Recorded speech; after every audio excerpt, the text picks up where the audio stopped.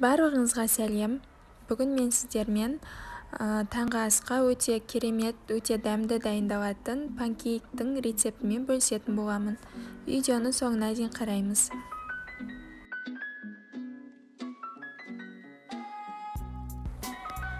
Бізге керек ингредиенттер: сүт, жұмыртқа, қант, ұн және де сары май.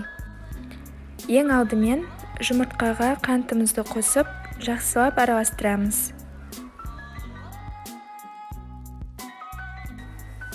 Содан соң үстіне сүтімізді құйып, тағы да жақсылап араластырамыз.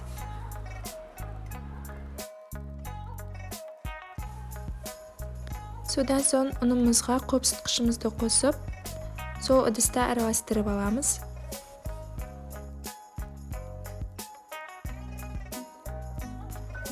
Содан соң ұнымызды салып араластырамыз.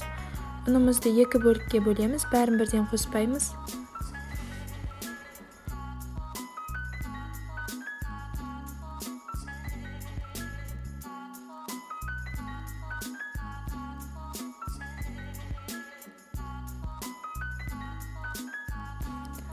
Ұн қосып болған соң, одан кейін сары майымызды қосамыз және де жақсылап араластырамыз.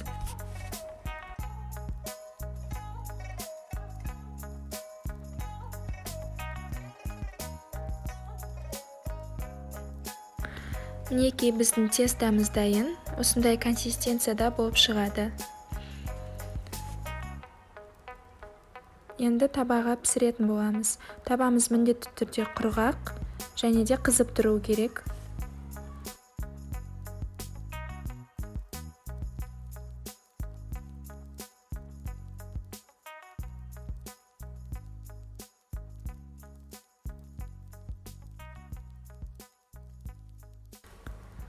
Салғаннан кейін шамамен бірер минуттан соң бетінде осындай көпіршіктер шығады.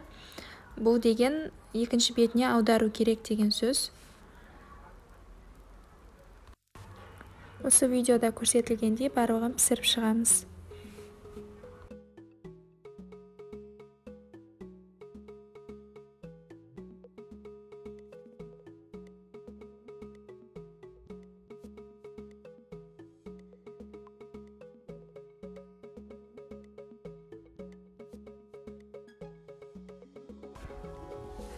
Мінекей біздің панкейктеріміз дайын.